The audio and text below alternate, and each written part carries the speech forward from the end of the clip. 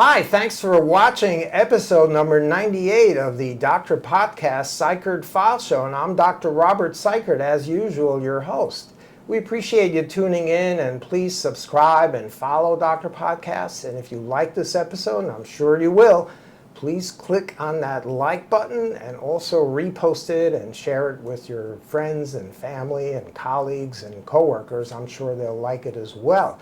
Today we have a great guest. We have a master physician, Dr. Neal Lewin, sitting right here next to us. Dr. Lewin is one of the most prominent physicians in New York City and possibly the entire country, and has decades of incredible experience in medicine, which we'll discuss in a few moments. So stay tuned and watch this program. So Dr. Lewin, Neal, thanks very much for taking the time to join us today to come on the Doctor Podcast Cykiert Files Show. We really appreciate it. It's an honor to be here, Robert. Oh. I've seen your other podcasts, so it's a pleasure to be here. All right. Well, thanks very much. I just want to introduce Dr. Lewin. Dr. Lewin has so many credentials that I could spend a couple of hours just telling you all about them, so I'll try to shorten it to just the most important ones. He's board certified in internal medicine, emergency medicine, and also medical toxicology. He's the director of didactic education and emergency medicine residency at Bellevue Hospital Center in New York City, and also at the NYU Langone Medical Center, where we're both faculty. He's also the Druckenmiller Professor of Emergency Medicine and Professor of Medicine at the NYU Grossman School of Medicine and the NYU Langone Medical Center. And incredibly, he's one of the editors of an incredible textbook called Goldfrank's Toxicologic Emergencies. Now, this book weighs about 20 pounds, so I'm having trouble lifting it. But this is an incredible reference textbook that every doctor in emergency rooms and other toxicologic emergencies uses in the USA and around the world. We'll talk some more about that in a few minutes. He's also a teacher and lecturer of medical students, interns, residents, fellows, faculty in internal medicine, emergency medicine, toxicology. And on top of all that, if you think his day wasn't already gone, he's also in a private practice of medicine in New York City and Manhattan for many decades, and we'll talk about that some more. He's a recent recipient of the SUNY Downstate Master Teacher Award. He's also received distinctions of education at the NYU School of Medicine, Educational Division. He also received a Lifetime Achievement Award of the Department of Emergency Medicine for humanism and education, which is very important if you're going to be a great doctor. He's also a trustee of the Fridolin Charitable Trust, which has donated a few $1 million for medical causes, for a variety of social causes, arts, sciences, and for disadvantaged people as well. And he's the author of over 100 articles and book chapters in medicine, emergency medicine, and toxicology. So, Neal, how do you have time to do all of that? That's really amazing, incredible accomplishment. But tell us how you got started. Why did you decide to become a physician in the first place? Well, it's a good question. I grew up in the Bronx. No one in my family was a physician. It started actually in high school. I was elected into the National Honor Society called ARISTA. I went to DeWitt Clinton High School in the Bronx. And one of the charges was that if you were going to stay in the Honor Society, you had to tutor after school, which I enjoyed doing. And another was to do volunteer work at Montefiore Hospital, which was very close to DeWitt Clinton High School and where I lived. Right. So I had experienced what it's like to teach, what it's like to work in a hospital as a volunteer. But probably the most important factor in my becoming a physician was my general practitioner. His name was Dr. Kiwi Rosenthal. And I can't say enough about this man, but he was probably the most pivotal part of my decision making. He was a humanist, he was compassionate, he made house calls, which I still do. He had make always house calls. We'll yes. get into that. And the thing about Dr. Rosenthal, he was very modest, very soft-spoken, very compassionate. And he had said to me as I was getting into my high school and college years, he said, if you ever want to become a physician, and I'm not telling you you should, you have to train at Bellevue Hospital. He said, I went to NYU School of Medicine in Bellevue. I did my residency there. He said, if you go to Bellevue, you will see everything. And Right. he was a classmate of Frank Netter, the famous Really? medical artist. The artist. And he had just had such a wonderful experience there. So he was really, I think, one of the most important figures in my life. And I decided, despite the fact that when I started college at NYU at the Heights, I was a history major. I minored in speech and sociology. I felt that if I was going to go into medicine, I didn't want to get pigeonholed into only doing science.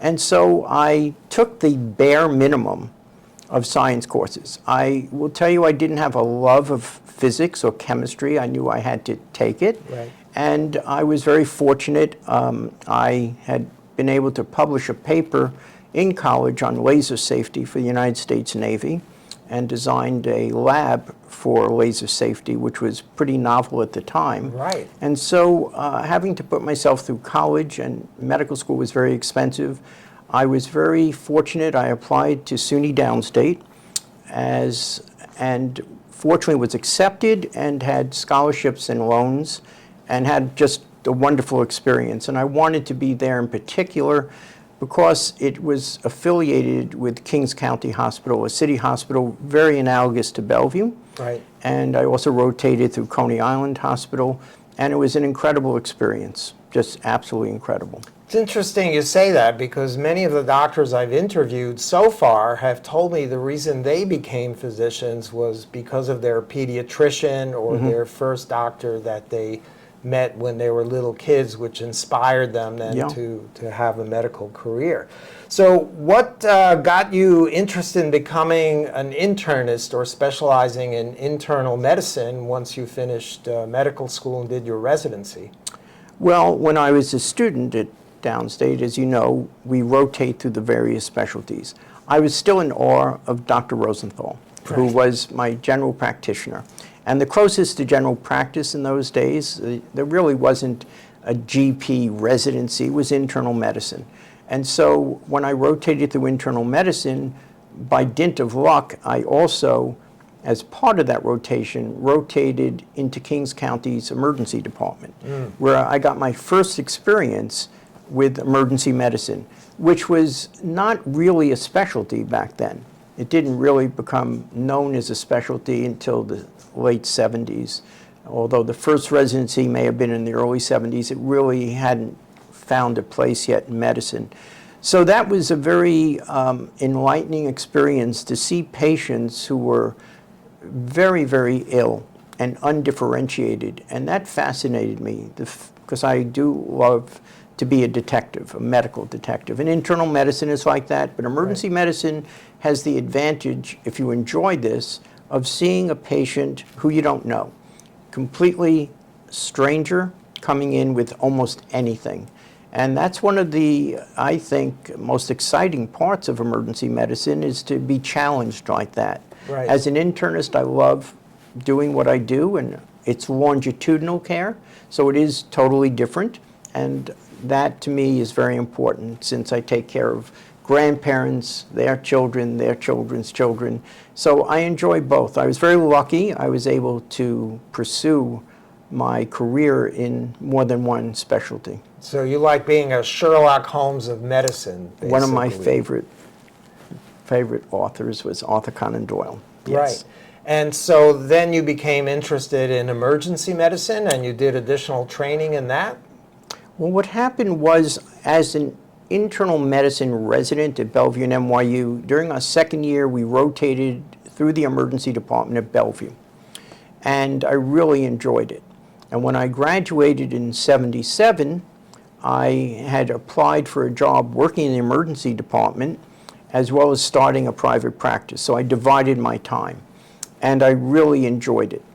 The seminal event in terms of emergency medicine and how I ended up continuing doing it is as I was building my internal medicine practice and working pretty much full-time in the emergency room. It was many hours.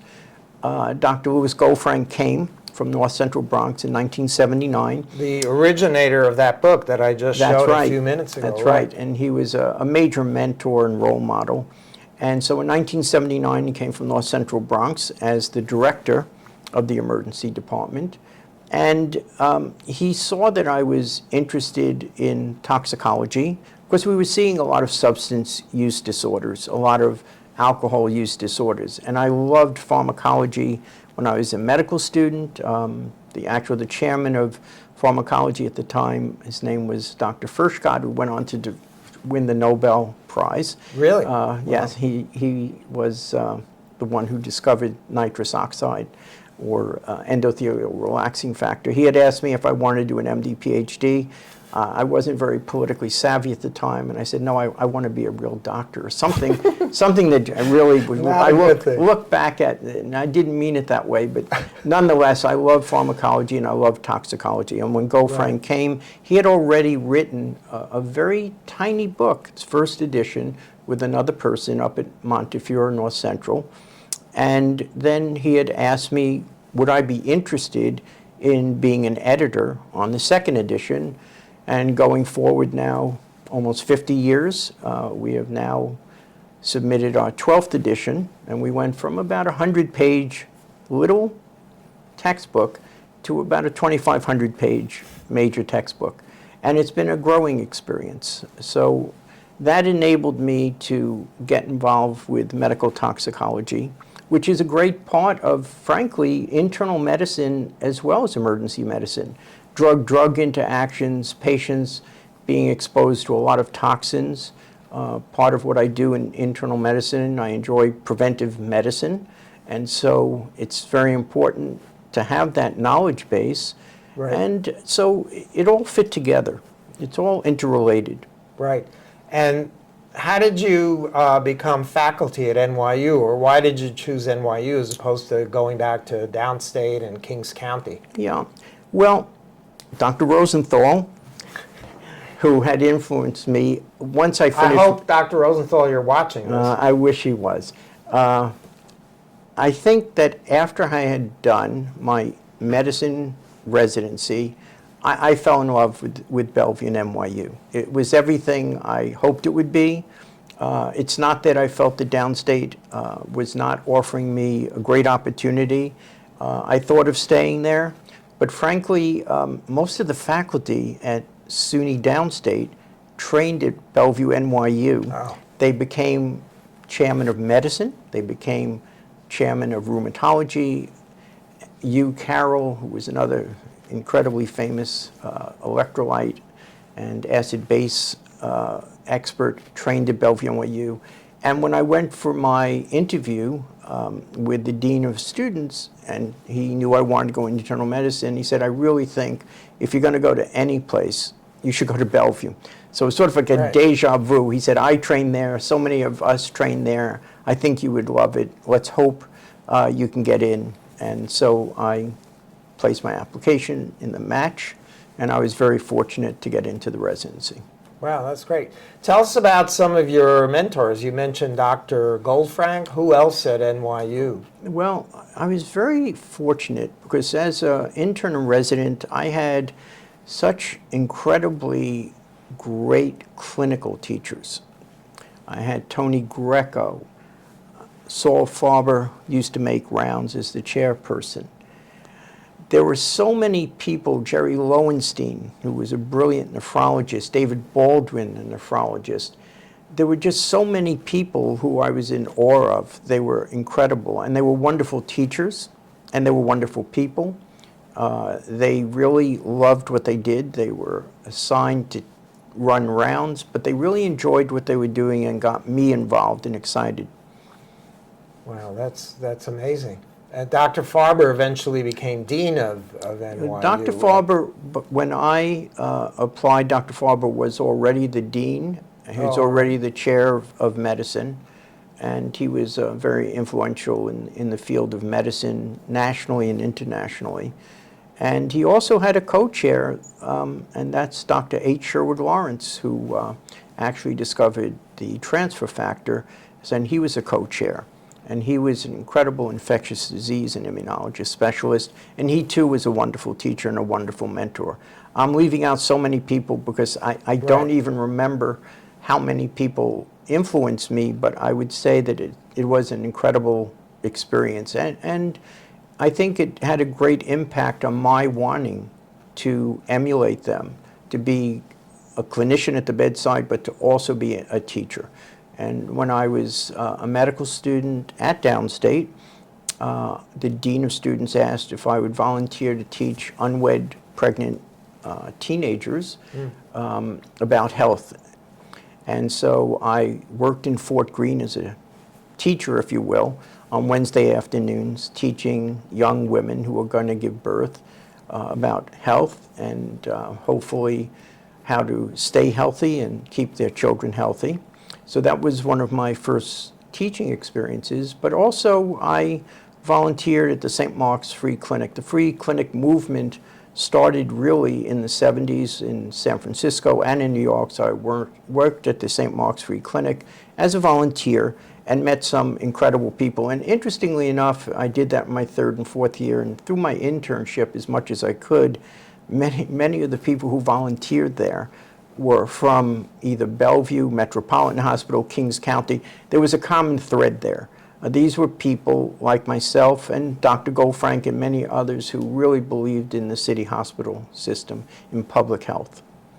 Right. So sounds like you felt like you had to give to other people what you got from your mentors, and you're continuing to do that now for decades, right? Yeah, and it gives me great pleasure. That's great. And the students also get great benefit from that as well. So that's I think I run Lewin Morning Report, which is between 8 and 9 every morning, where we have, it's a hybrid way of teaching. There's virtual and there are people in the room. So we probably have 20 people in the room, interns, students, residents, and attendings. We have people online, the same, including paramedics, nurse practitioners, physician assistants, and I moderated PGY3 and 4 in emergency medicine. Present a case, it's an unknown. They go through the history, the physical, the differential. It's a lot of give and take. Right. At the end, I try to piece it together, maybe summarize it or just ask questions. It's very interactive. And I recently started a course in the art of medicine, history, and physical. And I'm a big believer because in the 70s, we didn't have this technology. Right. We didn't have CT scans, we didn't have echocardiograms. So a lot of what we did was taking an incredibly intense history and hands-on physical exam. And so I started this course. It's a one-on-one with medical students for 2 hours in the emergency department. I choose a patient at random who's willing to be subjected to an intense history and physical, and then we discuss the case after. And I do that on Wednesday evenings. It's about a 2-hour session, one-on-one with each student. And it's an incredibly rewarding experience because I think the history gives the clinician maybe 90% of the diagnosis, and the physical exam, of course, and some lab data. I'm not belittling, and I love technology. I think having CTs, MRIs, echoes, awesome. and maybe we can talk about AI in the future, but I think that's, of course, very important. But I think the students really, this is completely an elective for them. They're first, second, and occasionally third-year students. And I think they feel that they need this bonding with patients. They don't always have the time when they're on the rotations to spend that one-on-one with a senior faculty member. And for me, it's probably one of the most exciting things I do in terms of my teaching. Right. It's amazing. When I was a medical intern before I did my ophthalmology residency, I was taught the same way. There was no technology. It was just listen carefully to the patient and then examine the patient with your stethoscope and your hands and 90% of the time you knew the diagnosis. And some of my teachers and mentors were just incredible. Yeah. They would pick out little things the patient Yeah. said or how they said it or a little tremor in their hand and Yeah. make the diagnosis. And unfortunately, physicians, the literature says that we get a little impatient and interrupt the patient after 9 to 13 seconds. So I try never to do that, whether it's in my internal medicine practice or in emergency medicine. Right. Emergency medicine is a very high speed pace, so I don't have the same amount of time in emergency medicine that I do in my private practice. Right, it's different. But again, listening to the patient is so critical. Right. So Even critical. in ophthalmology, when I take a history from a new patient, I would say 75% of the time I know what the diagnosis is, even before I examine them, just from listening to their symptoms. And of course, all the technology and exam helps me Sure. as well in making a diagnosis. Tell us some more about the incredible textbook that I held up a few minutes ago that weighs about 20 pounds. How much time do you spend on that? That seems to be a huge endeavor. It takes approximately 3 years 3 of years. editing. The way we've done the textbook, and this was Dr. Goldfrank's philosophy, and we have a lot of really brilliant senior toxicologists now, Bob Hoffman, Ron Biari, Silas Smith, a lot of the people, Marianne Howland, who you see on the cover of the book. The philosophy was that we should read every chapter, and there are approximately 150 chapters. And it's time consuming. Yeah. But what was interesting, and we found this out in the beginning of the textbook era, was that we found different things. We would read the same chapter and look at the edits, and one person, either Dr. Goldfrank or someone else, would look and combine all of our edits. And it was an amazing, for me, it was an amazing phenomena that you would miss something someone else would pick up, or someone else would have a brilliant idea that you never thought of. So it was very collaborative. The field itself has grown immensely. So as the field grew, we decided to grow. So in 1981, we decided that there should be a medical toxicology fellowship, which we started. And At NYU Bellevue. At Bellevue, NYU in 1981, and it exists today. It is probably one of the best medical toxicology fellowships. It's a 2-year fellowship. Many of our fellows have gone on to either run poison control centers, become chairman of departments, contribute a tremendous amount to the literature in medical toxicology. And that was an amazing feat, and I think Dr. Goldfrank was definitely a pioneer in toxicology. And we also, in 1990, started the first emergency medicine residency at Bellevue. Right. Which again, it was in a fairly neonatal stage. There were definitely residencies out there already, but Bellevue was such a fertile ground for trauma, for so many different medical diseases. We see people from all over the world. So by the time you finish, you've seen travelers from Africa, from South America with various diseases, like whether it's malaria or a case of Ebola or Right. many other interesting cases that aren't very commonly seen in a community hospital. Again, which makes Bellevue and NYU quite unique. Right. And to write this book and edit, you, of course, have to read all the literature and be familiar with all of the latest things. Yes. So you're getting like 2 hours of sleep every night for the last few decades, something like that, right? I'm a short sleeper. That's pretty amazing. And the new edition is coming out soon, right? Hopefully, I believe in the fall or winter, the 12th edition should be out. Right. Now, this may embarrass you a little bit, but I'm going to do it anyway. We have some patients in common because I'm at NYU also, and you're at NYU. And whenever I see whenever I see a patient, I ask them who their primary care doctor or internist is. When you're their primary care doctor, they stop short and tell me, "Oh, Dr. Lewin, I love Dr. Lewin," and they go on for like 10 or 15 minutes. I can't get my history in. I can't examine them because I'm sorry.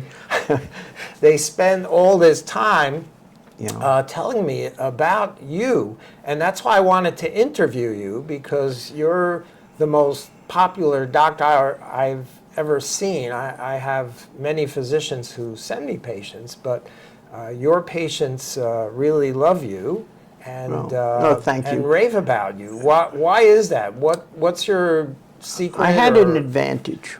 Yeah. I'm not only the role model that I've mentioned many times, but being a solo practitioner, I was able, and I am able to this day, to control how much time I spend with a patient.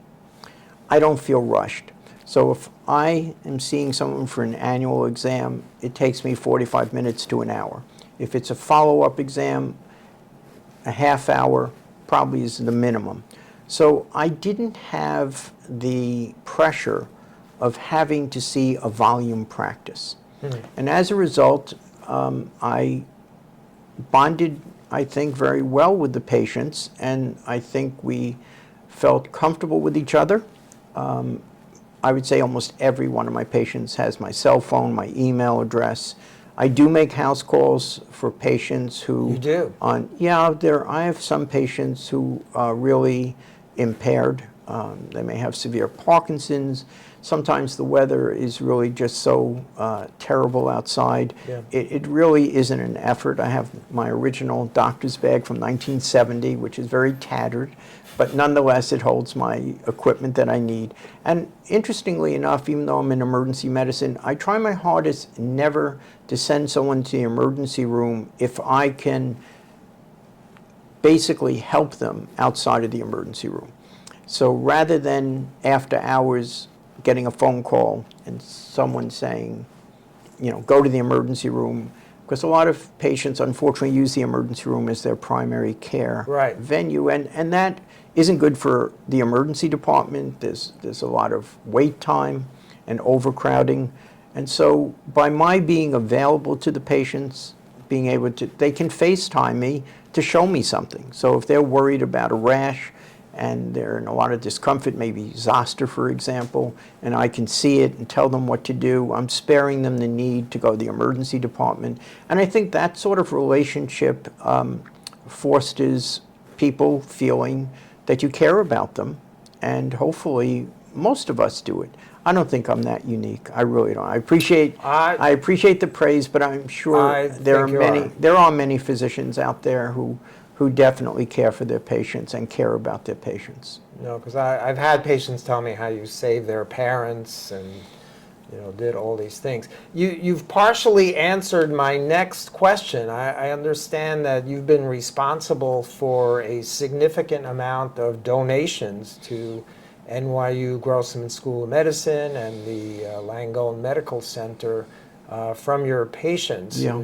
How do you do that? And I guess they're very pleased and want to help. I think the answer is not very complex. I think that their patients want to do something to show their appreciation. And if they have the financial means to do it, and they know that you're dedicated to teaching and taking care of patients at your hospital, they very often will simply ask, what can I do to help the medical center? And of course, having Bob Grossman and Ken Langone and our board of trustees who have really made NYU, I've been there for 51 years. 51. And there's a major difference. When I first started, we had Bellevue and Tisch Hospital, and we were, I think, a very good city hospital, public hospital, teaching hospital. But when Bob and Ken and Fiona and others started to really change the landscape and started the men's center, the women's center, Hassenfeld, Kimmel Pavilion, getting involved in and changing Brooklyn, NYU Brooklyn now, NYU Long Island. They just opened NYU in Patchogue in eastern Long Island. And in Florida. And in Florida, in Palm Beach area. And so their vision really changed what happened at NYU.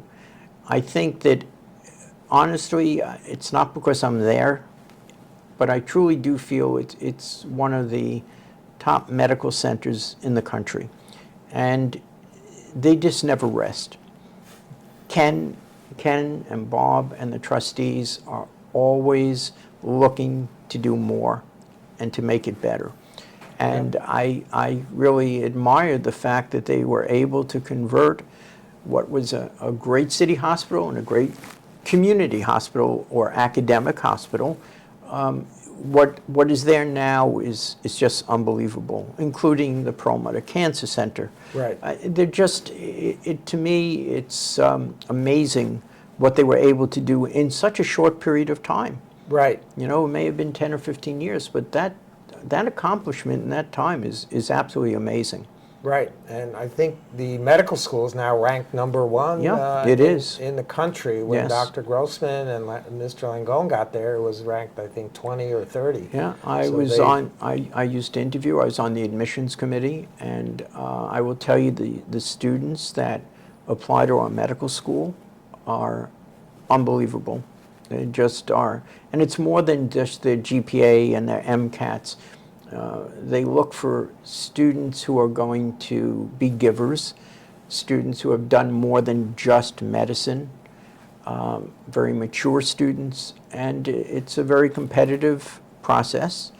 We have free tuition. It's now a 3-year medical school with a 4th-year option, but pretty much a 3-year medical school, and it is sought after.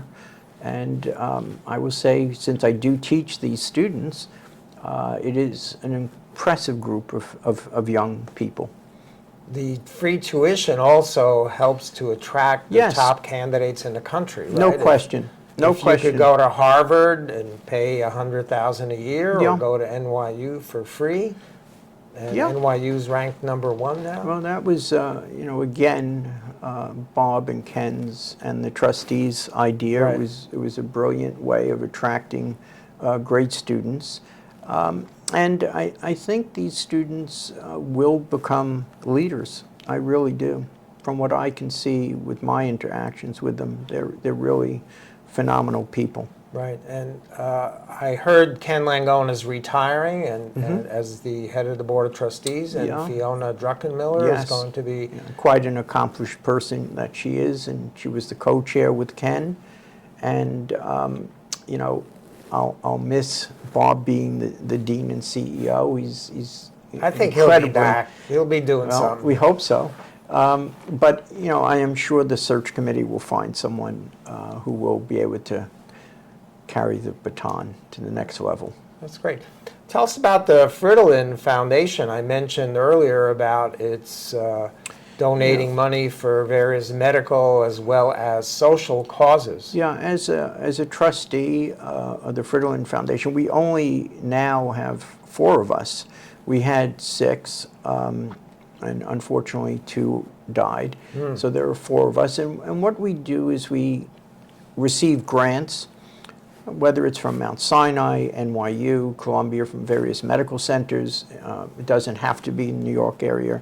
We are asked to fund various art, educational, different science venues. We basically are trying to give to the communities that need us the most. So it's not only medical, and I think we've done a good job in being able to support many communities, especially underprivileged communities, where we've given money when there's basically food insecurity after Hurricane Sandy or other disasters. We've been able to help fund to get us back on our feet. And it is not only local, but it's national and international. Wow. So when there's a war going on and people are suffering, and we can send supplies by giving money, that's what we do. Well, that's great, and that takes a lot of your time as well. Well, it's a labor of love, though. It's something that I think the 4 of us really feel very good about. It doesn't great. feel like it's a chore. That's awesome. So tell us what you're going to do in the next 5 or 10 years. Are you thinking of slowing down, or are you working on the 13th edition of the Goldfrank book? No, I think that ship has sailed. We have editors who are young and have been on the book for a while as well, who are going to carry on. Dr. Goldfrank and myself, Marianne Howland, Lewis Nelson, the senior people are probably not going to be editing the 13th edition, but leaving it in incredible hands now. We've worked with Bob Hoffman and Rana Biari and Silas Smith and Sophie Gosselin and others who are going to carry on with the textbook. I mean, we'll hopefully have some involvement, but not at the same level. You know, you have to know, I think, when it's time to move on and let other people take over. In terms of what am I going to do the next 5 to 10 years? Yeah, are you going to continue practicing private medicine? I can't teaching? imagine. I mean, this came up. There was a 50th surprise celebration that my department threw, and during that extemporaneous speech, I made it clear that I had no intention of retiring. I mean, I love what I do, and if I can't function doing that, that's the time when I hope I'll have enough insight to just say, you know, this is it. I've done my part, and now it's time for me to just do something else. At this stage, I'm just having too much fun.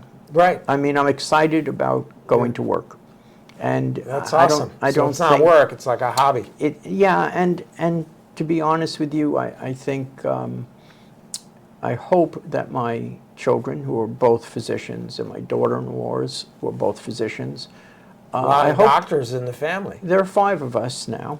Wow. 2 sons, 2 daughter-in-laws, and I will say that they love what they do. I'm curious, did you tell them, oh, you need to be a doctor, or you just kind of left it? Actually, it's interesting that you say that. There was a part of me and my wife also taught in college, she's an artist. There was a part of us that felt that medicine is very stressful. And I had this fantasy for some reason of wanting my kids to lead some sort of bucolic life in Thoreau's, Walden Pond or something.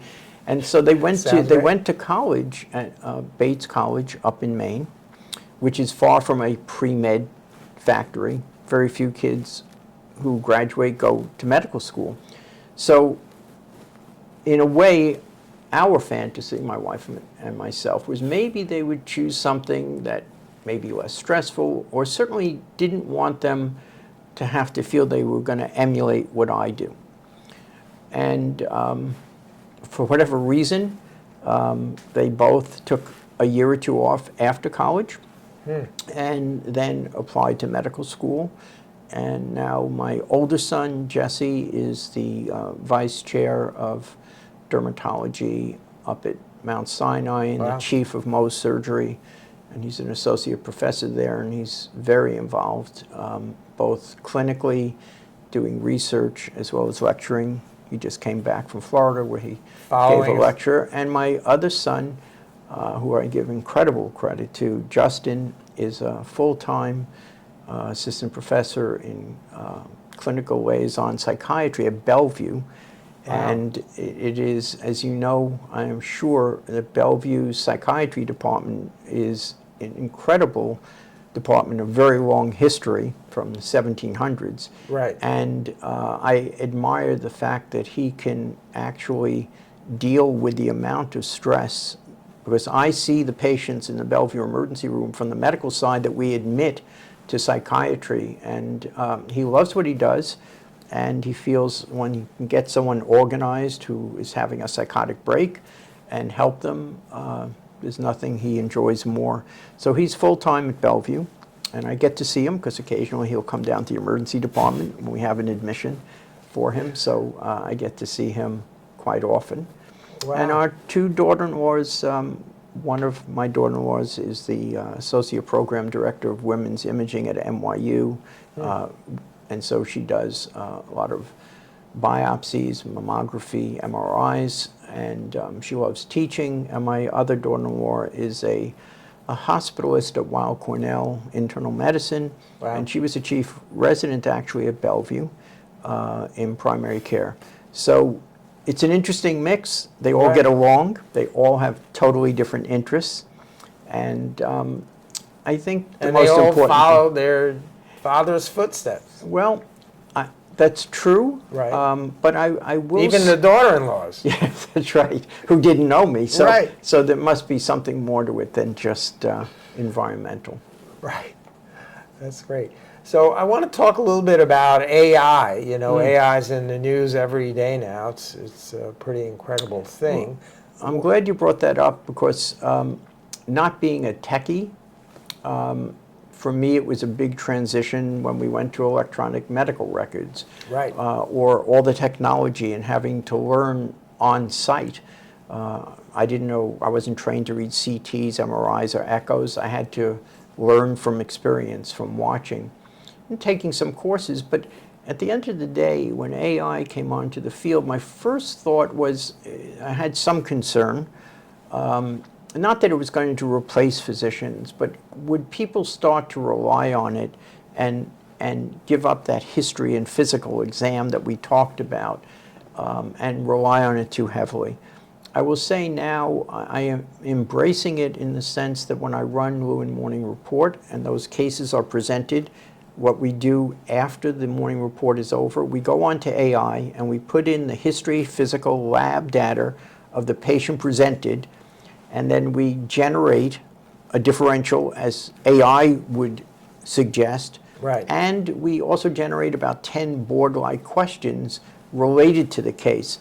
And you know, we're just in the neonatal stage now where we're seeing how well does AI do compared to us. So far it's been exciting. Never in my mind did I think it's going to replace us, nor do I hope it does. But I think as an adjunct, it has great potential. There are pitfalls. Sometimes when I look at what they generated, I can't find the primary reference. And so now I'm taking their word for it, and that's a sense of discomfort on my part. And so Right. I then have to do my own digging and see whether or not what they're saying is necessarily true. Right. They But- do tend to hallucinate a little bit, although the newer ones seem to be Yeah. doing that less. Yes. And so I think, you know, as far as AI and informatics, it's an exciting part of medicine. And I think for those of us who are senior, it's important that we embrace it, but that we don't fall into the trap of replacing our clinical judgment. Right. So let me ask you this. Approximately what percentage of the time does the AI get it right when you upload this patient information? It's hard for me to give you a percentage. I would say it's been fairly accurate. I can't give a number. If I said 80% of the time when a case is presented, they come up with the differential and treatment modalities, I would say it's pretty impressive. But I will also say that you really must be careful because sometimes, just like a doctor who's a human, they miss the essence of the case. And that's why it's going to be important that if AI is used appropriately, that there is always going to be someone overseeing it and not taking it as the gospel. Right.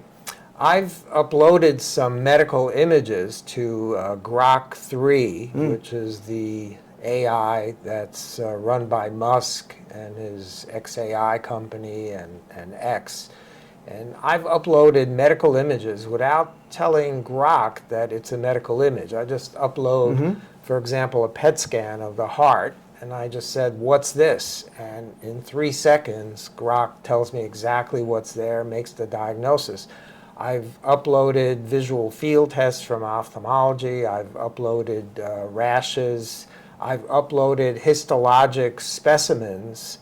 And AI gets it right. Grok gets it right. And Yep. the thing is, Grok knows when it's doesn't have enough information. It'll say, well, the differential diagnosis is these 4 things, but I need some more clinical information to tell you exactly what it is. So it's almost acting like a human doctor, which I think is pretty impressive. It is fascinating, and I'm excited about it. I have again, there's some cautions there.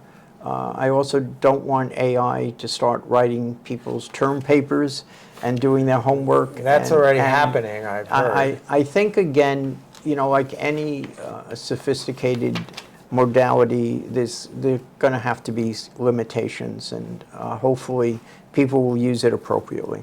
And it will get more sophisticated. Yeah, it's evolving rapidly. We'll see what happens. If you could go back in time and change anything in your career or things you've done, are there any things that you would change or things that you'd want to do on top of everything else that you're doing already? Well, I was always very interested in bioethics, and I wish that I had had more formal training like is offered at the Hastings Center up in Garrison. Someone like Arthur Kaplan, who's a brilliant bioethicist at NYU and has been at other medical centers. It's fascinating, who gets an organ transplant, the right to die. There is so many bioethical issues. And when I worked at the St. Mark's Free Clinic and at Kings County and at Bellevue with socially disadvantaged, there are a lot of bioethical issues that always come up. I feel very strongly that medical care is a right, not a privilege. And there have been some recent articles where, one article I'm thinking of, New England Journal of Medicine a year ago, was written by a very good author, and she wrote this essay.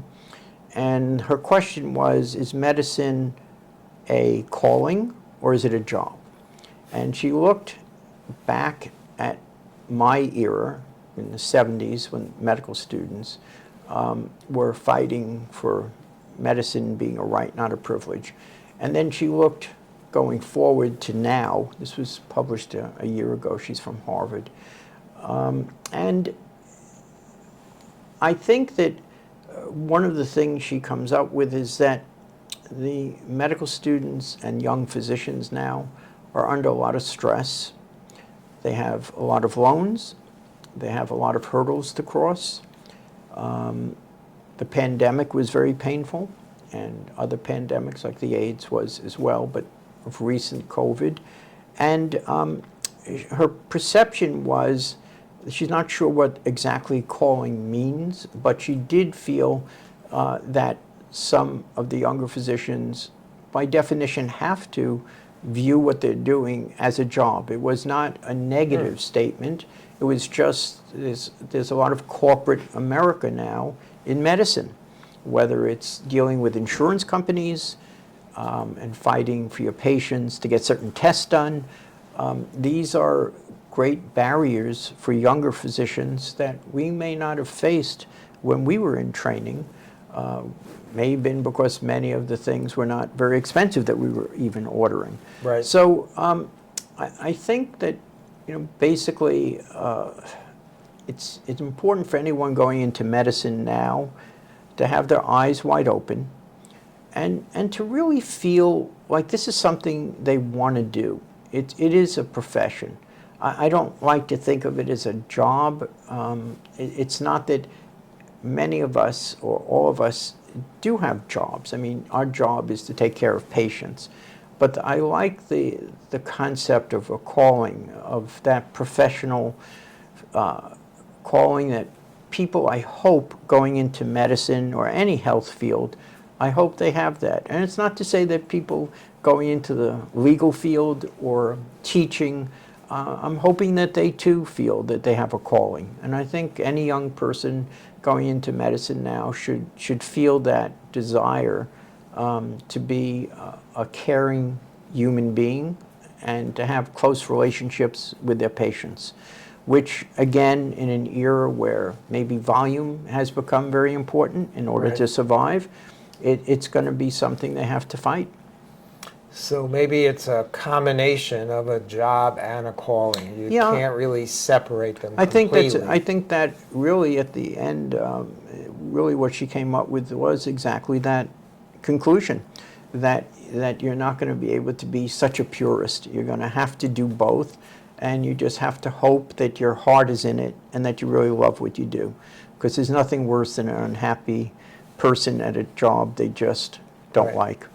For the young people in the audience, if someone is interested in becoming a physician, going back to this calling issue, what can they do to figure out if this is for me, if this is something I'll be happy doing for decades like you and I? I think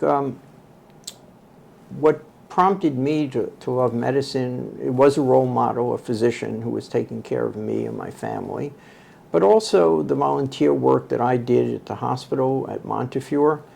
And I think that I would suggest anyone thinking going into any field, especially medicine, they should shadow. They should have the ability to follow a physician, no matter what field they're in, to see whether or not this is something that they want to do for the rest of their life. And I think that experience, I've seen students who have shadowed who decide it's definitely not what they want to do. And others who shadowed, who loved it and went on to become quite successful and happy in the profession. So I think not just what you might see on a TV show, or economically, if that's what you're thinking is going to be, this is always going to be a secure profession. I think really getting immersed in a shadowing program is critical. That's great advice. So I want to thank you for taking the time today to join us to talk about these very interesting topics and to learn more about your history and background. And I think it'd be an inspiration for especially young people out there who are interested in becoming doctors and taking over for us eventually. Well, my in the hope is future. they're as happy as you and I are in Right. the profession, because your patients love you as well. Well, thanks very much. It's great. It's great. Thank you so much. My pleasure. Thanks.